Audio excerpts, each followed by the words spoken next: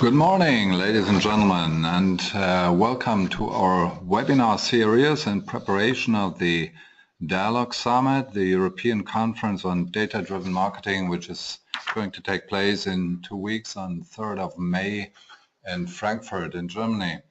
And I very much welcome Dela Quist. He's one of the speakers of the conference, and today we have him here in our webinar.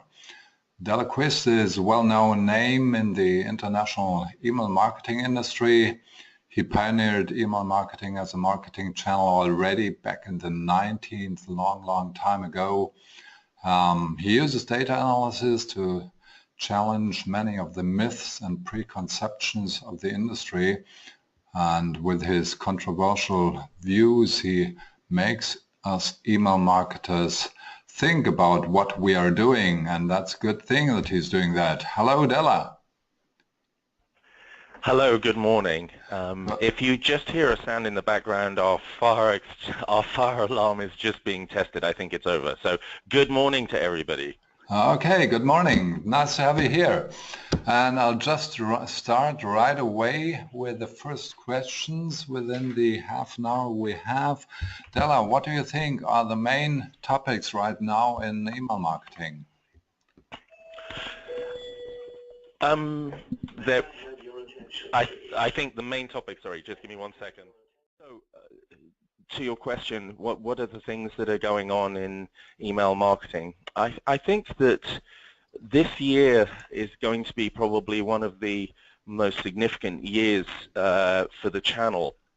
And the reason is we're beginning to get a consensus in the marketplace around a definition of email marketing that's perhaps different from what we've been doing historically. Historically, email marketing is about the message, the actual physical message that goes out. So the issues that people are concerned about are around deliverability, around rendering, whether the email looks good in Gmail or it looks good in Outlook. I think the issues have been around things like open rates and click rates, which are all about the campaign and campaign-based metrics. And the problem with that approach is that you cannot deliver a one-to-one experience, a truly personalized experience, if your analytics are based around the campaign. The way I describe it, it's kind of like looking at the telescope from through the wrong direction. So everything seems a very long way away rather than bringing it closer.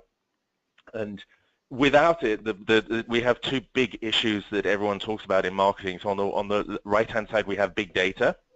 And then on the left-hand side, we have the right message to the right person at the right time in the right format for the device that they're looking at and the location they're in. And from a technical perspective, email has already fixed that problem. We're able to take a message based on data and deliver it to anyone on any device and have that looking perfect. Okay. And where we're going now is that we are beginning to understand that email marketing is actually the address. It's not the message. It's the person. So what I mean by that is that we now have a UID for the first time that crosses all channels. And that is the email address. And I think that's a very exciting development. It's always been there, but the realization hasn't been there. We've been focusing on the message, not the person who receives the message. And if you look at Google's customer match or technologies like live intent, where what they're doing is you give Google your email addresses and they will find those individuals across every channel for you. So you are targeting not just the search impression, which could be a robot, but you're saying, I want to know when Dela Quist is actually searching for this, and then I can deliver a personalized message to that person. Okay. And when you take that and the analytics that we're kind of doing at the moment, we're able to provide people with a view of the customer across all their digital channels, and that's very exciting. Okay, but nevertheless, there is one difference. Either I need Google or Facebook to get this information, or I have it in my own data system. And the advantage, of course, of email is that I can use my own data system. And what is really new about the aspect that you just said? Because all the time I'm trying to get the right message to the right person by using my data. and click rate is nothing else. I mean, click rate means I have a number of persons I try to contact and try to get into contact with, and of course my interest is always to have a big click rate to reach as many persons as I can. So what is really new? That's an interesting. So I'm seeing this as new, and I hear what you're saying, and I don't necessarily disagree. I don't agree with click rate because, for example, if you want a very high click rate, then I mean, my joke is if you want 100% click rate, send an email to your mother with a link in it, right? So the smaller the audience, the higher the click rate, and that's one of the challenges and what's been wrong with, in my view, with the way people report and measure their email campaigns is they're going for rates. What's different? Just let me interrupt you. What is really wrong about this? You know, you have a database of 1,000 customers, and if you say, okay, if my message is only relevant for my mother, I'll send it to my mother. That is 1 out of 1,000. So the thing email marketers have to do to get a right message to the other 999 people, you know. So of course, it's silly to always talk about the click rate, but it's important to have as many contacts to the people you want to have contact with. That is the thing we are trying, and I think we do have some new tools to reach that goal. So I'll ask you, I'm going to flip the question back to you in a second and ask you which tools specifically are you thinking about. But to answer your question, if, say, for the sake of argument, I know that my mother is going to buy cheese today, right? And no, 999 people are not going to buy cheese. Yeah. Okay.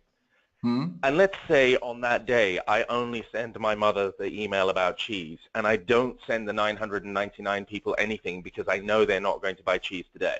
Okay. That's it. Yeah. And let's say that my competitor ignores that rule and sends an email to those 999 people. Yeah.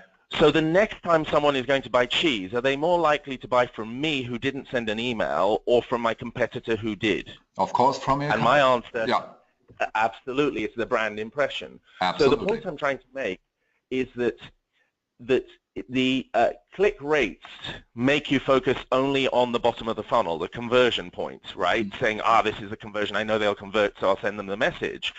The competitors using the brand impact of email and sending at the top of the funnel and saying, I'm going to mention Dela's cheese, right? And so that next time somebody is going to buy from me from Dela's cheese simply because of the message, the brand impact of the message. So historically, if you look at click rate and the old model of bottom of the funnel conversion, where you'll end up is a place where you're always assuming that you shouldn't send to anybody unless they're going to buy cheese today, right? Whereas the other model shows you that by showing them a message, even if they don't interact with it, they will buy cheese tomorrow. Absolutely. And what is new is that it's not new, but what's new is the application of something that's always existed. By focusing on the subscriber and using the email address as the unique identifier, I can begin to show that that search term that the guy saw 2 weeks ago, right, made them buy my product next week after they saw also an email and a banner somewhere else. Yeah. Okay. And that's what I'm talking about. Okay. And so as soon as you talk about rate, you're talking about the message. The message got 20 opens.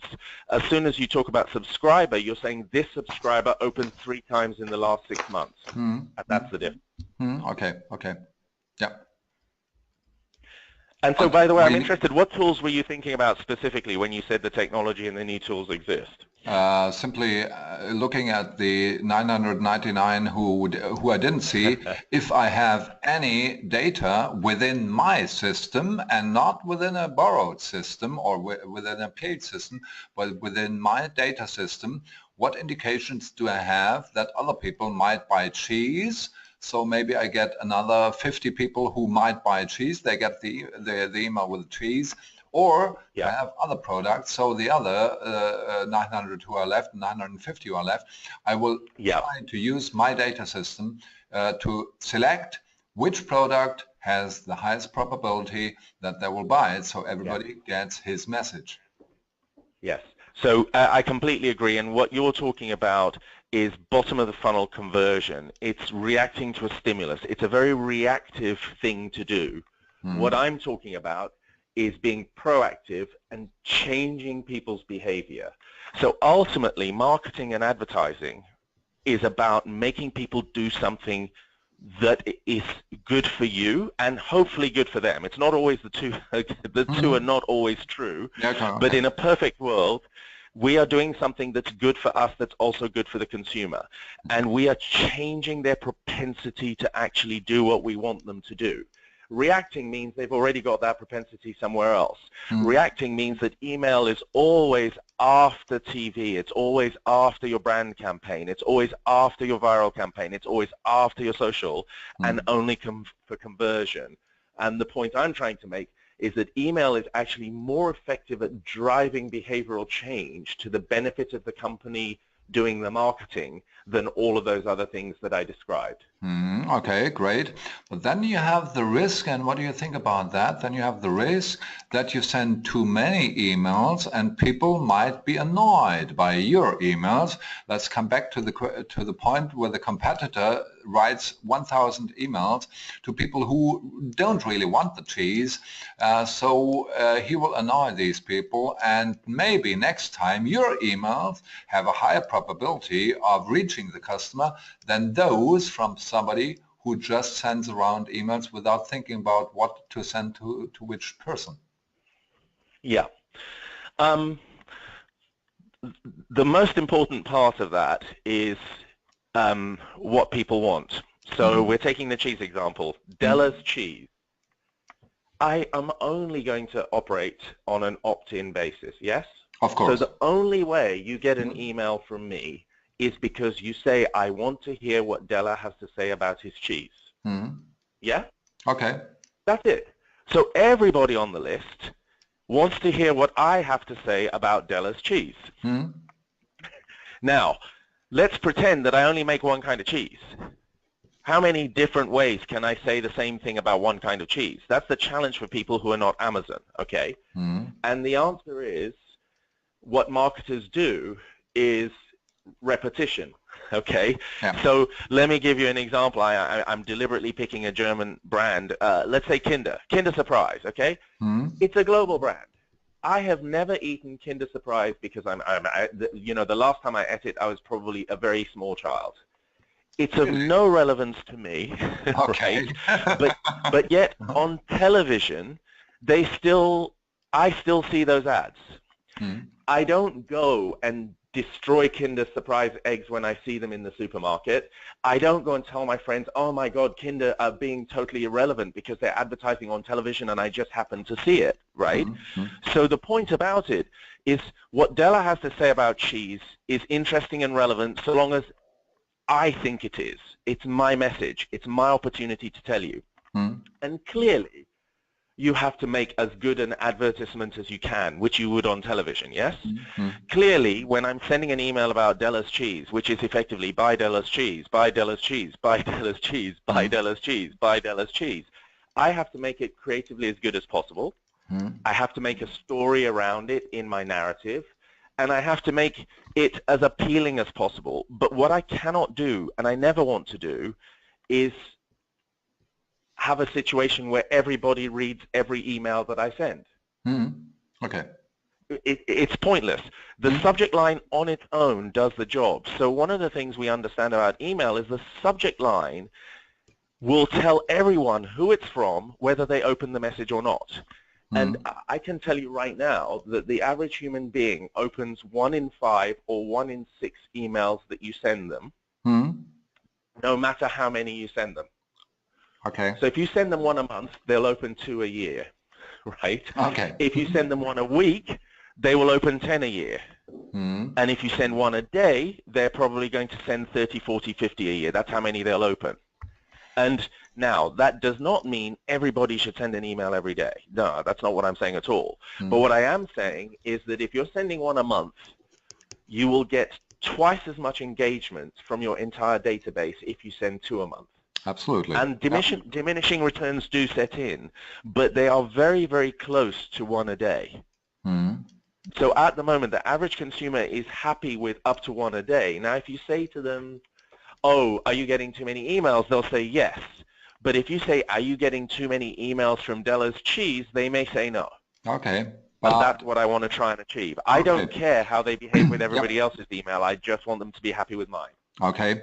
Let's suppose I'm from Ferrero and I'm the marketing director, and somehow I got your opt-in on a party to send you a Kinder Surprise email. So I will start with the first, with your curiosity. I mean, it's not about sweets. It's really about the curiosity to open these things, you know, what is inside. And I'll try to catch you. And I do this once a month or once a week. Should I really switch to once a day to convince you? I mean, you're out of the list after a week, or after 2 weeks, you're out of that list. I tried all the things to make you open a Kinder Surprise, but you don't want to, and so you're out of the list. Well, so for a start, the key is, did I opt in? Right. Okay. Let's suppose you opted in. Okay. I got you. There was an event, and you said, okay, I'll give them my email address. I can win something, whatever. And you're basically interested in Kinder Surprise. Yes.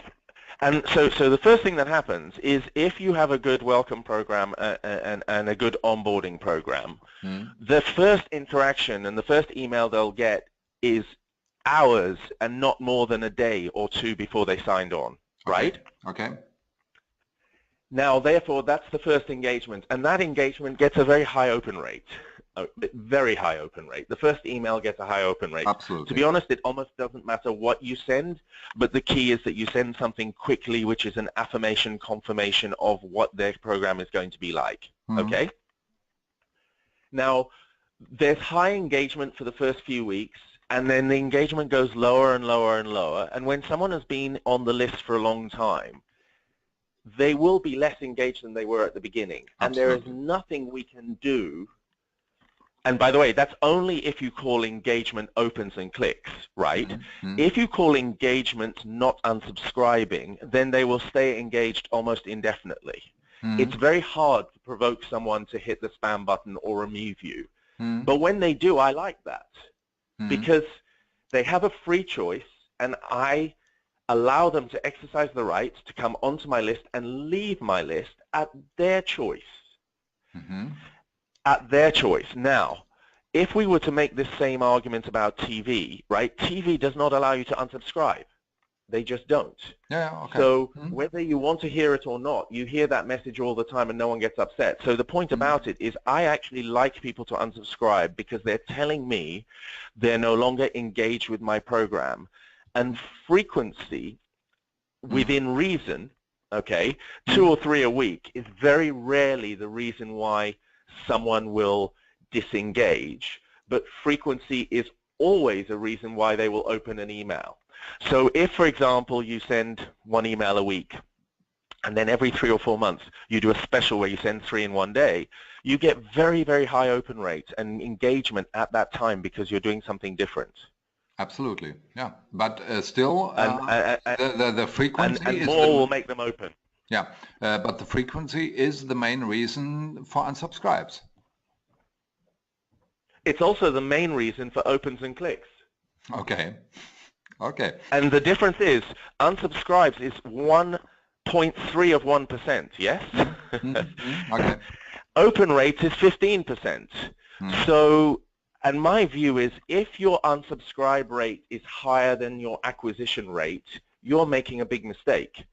So it's one of my favorite sayings is that you know, most email marketers spend more time trying to stop one unsubscribe than they do trying to find a new subscriber, and that's foolish. Okay. So what you should be doing is, if your acquisition rate is 3, 4, 5 times your unsubscription rate, then you're in a great place, because what you're doing is you're cleaning your list of everybody who's not relevant, and you're focusing your list of people who are not only relevant but are happy to receive emails at the frequency you send. Okay. But nevertheless, let's come back to Ferrero. I thought it's a nice, I heard you talking about Kindersurprise, and I think it's a good thing to have you in my list. I have I have nice emails. They're great. They're fantastic. Everybody opens them, but I shouldn't send them daily or not even twice per week, because it's too much for that brand, because the brand involvement is not as high. So did I sign, this is the point, this is where I'm getting confused. Let's take Ferrero. If I did not sign, then the number of emails you should send me is 0. So I signed. I went to Ferrero's website and I signed for whatever reason.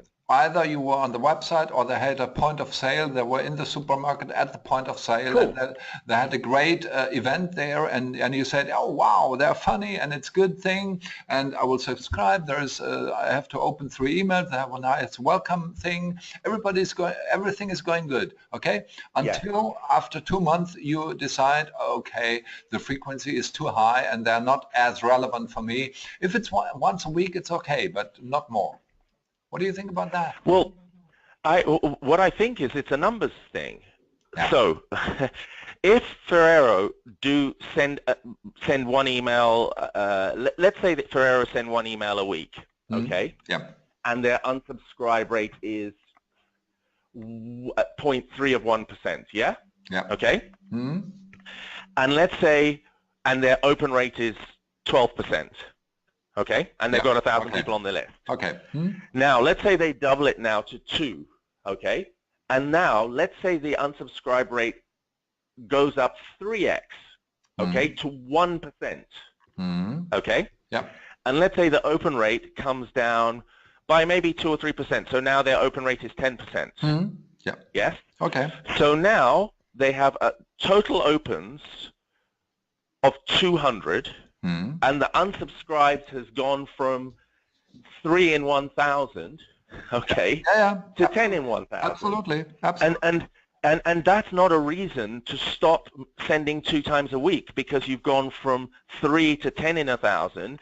When your total opens has doubled to 200, your revenue has gone up by 40–50%. Absolutely. And you use some of that money to acquire new names. That's what you do. Absolutely. So it's a numbers game. Yeah. And I focus very much on the big number and not on rates. But if I was someone else, I would go, my unsubscribe rate has gone up 300%. My open rate has gone down 30%, right? And I'm going to ignore the fact that instead of 100 opens, I got 200 opens. I'm only going to go at the rates. Then I would say this was a disastrous strategy and I have to stop. But if I look at the numbers and say my unsubscribes moved from 3 to 10, and my opens moved from 100 to 200, and my revenue went up by 50%, wow, that's a very successful strategy. Okay. And the debate in email, which has been a challenge for a long time, and this is why I'm so excited about the UID, and I know you were less excited by that. The debate in email is the difference between people understanding what individual subscribers do, right? And open rates and click rates. Open rates and click rates make you go blind, right? Total numbers make you open to possibilities. And the point I was trying to make about the UID and the email address is now I can see that this guy who's not opening my email is visiting my store, or is using my app, or is interacting with me on search and is looking for me. That's what I'm seeing that's really exciting, because it's taking the argument away from the people who use rates to make themselves look good at the expense of the business argument and the business logic, and the people who use numbers and say, this is really driving my business. And 7 unsubscribes in 1,000 is a very small price to pay for 100 new opens. Absolutely, absolutely. I agree with all the things you are saying, but I will come back to me as marketing director of Ferrero, and I'm not the only one, because let's assume that due to the things you are telling about email marketing, we will convince many people to do more email marketing and to collect ads, to collect opt-ins actively. That means in the store, in the supermarkets, there will be more activities collecting email addresses. So it's not only Ferrero, but it's the others also. And I want to ask you, I think it's a very nice thing that during this webinar you mentioned the name, so it's a surprise. So I want to keep you as a subscriber of my emails, because you're an advocate, you're an influencer. I want to keep you, but I don't keep you if I have you at a high frequency. Okay, so But you don't know what the high frequency is. And this is the point. We're arguing in abstract. Okay. We're arguing in abstract. Now, if you turn around and say, Dela's an advocate, I'll tell you straight away, Dela will take more email than if Dela is not an advocate, right?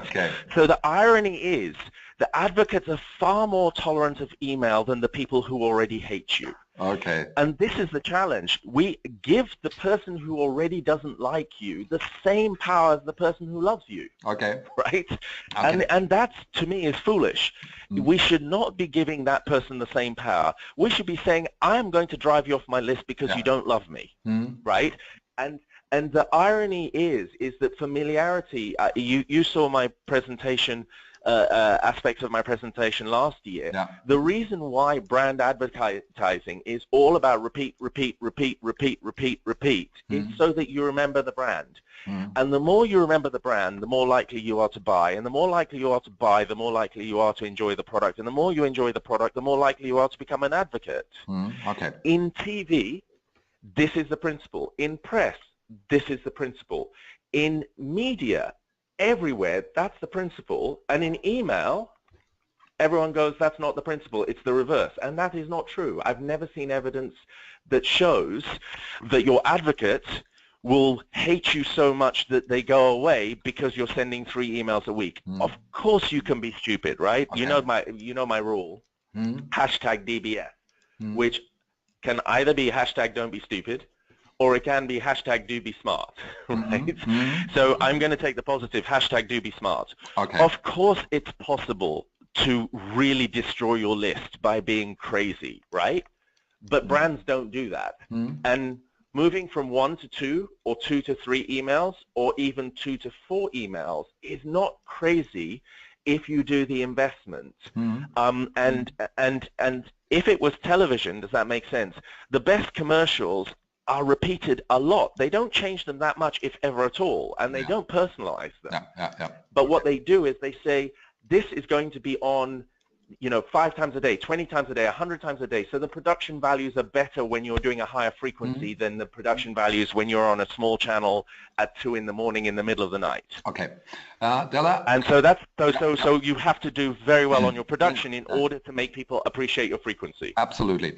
But I have one problem. The time is nearly over, and most of my question I didn't ask you, but I have to ask you one thing, the data thing, okay?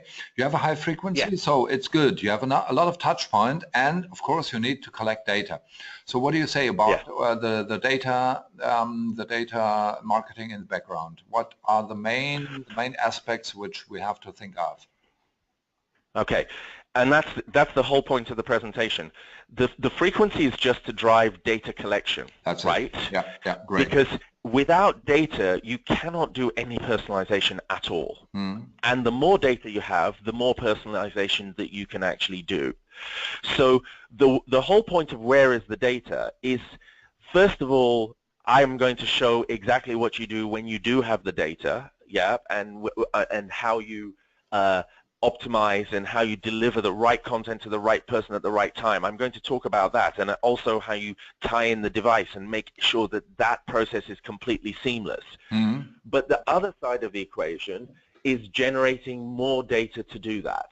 And again, one of the things I'm famous for saying is you can't engage with an email you didn't get, right? So if you want more data, you can either go outside and buy data from somewhere else or try and get your store data into your email program and everything else, but you're ignoring one of the biggest drivers of data generation. And as you know, the click rate on a banner is under 1%. The click rate in an email is 5%, 10%. So every email you send is many, many times more powerful as a data driver and a data generator than anything else.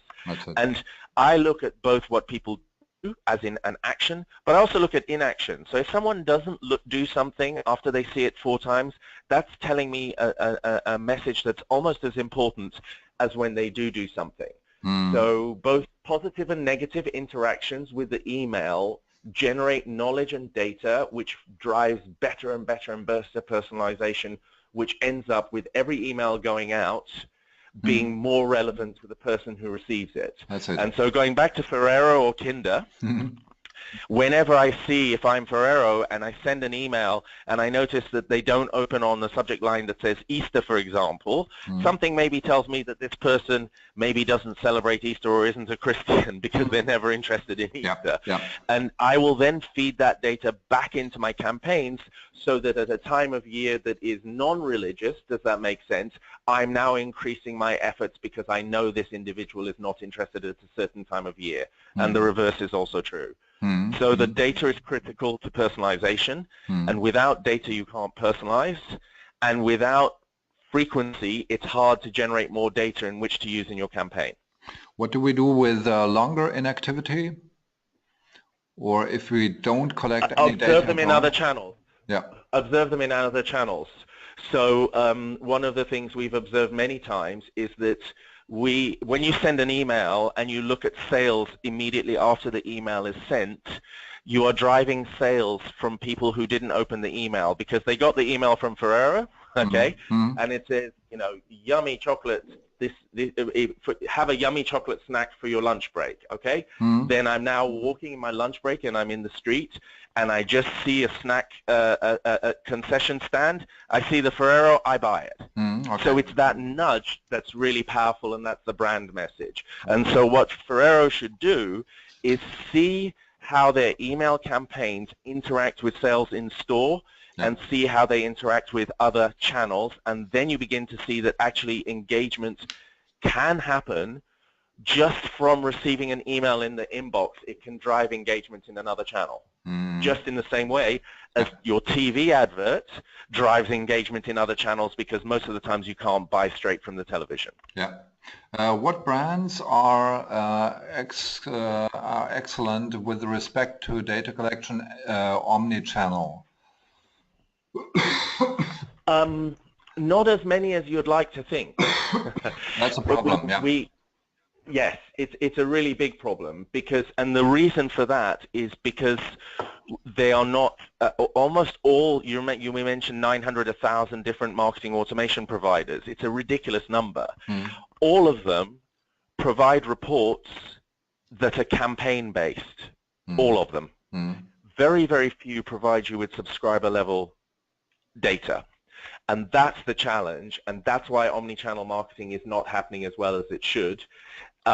So at the moment, what we have to do for our clients, and what I would recommend anyone do, is they have to bring the data together under one umbrella. This is the umbrella of the individual subscriber. They actually have to do that either manually or with a third-party supplier, and that's something that we do for our clients. We provide them the ability to tie data in from all channels around the email address, and now they're beginning to see, let me give you an example. If you know that your email is making people search for your brand, you should bid lower for your paid search when your email goes out. Because they're already going to search for you, yes? And maybe you should bid higher when your competitor's email goes out. Why is no one doing that? No one is doing it because they cannot tie their email activity with their search activity. And until you are able to do that, then you cannot claim to be omni-channel. Omni-channel is about allocating resource, scarce resource amongst your different options, yes? And at the moment, that's what people are not doing, and that's what I think using email as a UID will deliver. So I think we're closer to omni-channel than ever before. I'm not sure there are very many people doing it well, and those that do own everything. Amazon is a great example, right? Okay, Or Apple. okay. Yeah, They okay. own the entire channel, and because of that, they can see the activity from one to another to another to another. Okay. So there's no example And from they're the the only UK. I thought you have an example from the UK where we Germans can look at this company. Are there any names in UK where you say, okay, they are better than the others? As I say, the only who do it are global companies that own everything. So Okay. Apple and Amazon are probably the best omni-channel marketing organizations that exist. Yeah. Okay. Okay, well, last question. What are the biggest challenges for email marketing in the future? What do you think? Or the biggest challenge in the future to get this It's still solved? around resource. It's still around. It's still around resource. So Okay. getting enough budget to do the cool stuff. Having said that, the biggest challenge in order to free up the resource, automation capabilities of most of the platforms now is very, very good. Much, much better than it was 5 years ago. But still, too many email marketers are doing manual processes when they're doing their email every day or every week. Yeah. And so the biggest challenge is to find the time today to automate your campaigns to give you thinking time and space and resource to be clever tomorrow. And if you're running very, very hard to stay in one place, then you will find it very difficult to do anything about it. So the biggest challenge for email marketers is to create the time and space today to make tomorrow better. Wow, that's a great answer. Thank you very much. Dela, it was wonderful to have you here. It was wonderful to talk to you. Thank you. I hope, as I say, you have a habit of bringing out the passionate Dela rather than the calm, reflective Dela, who's generally not around, but I was hoping you'd see him today. Okay, so we can see the calm Dela in 2 weeks in Frankfurt. Thank you very much. Absolutely. Thank you. Okay, bye-bye.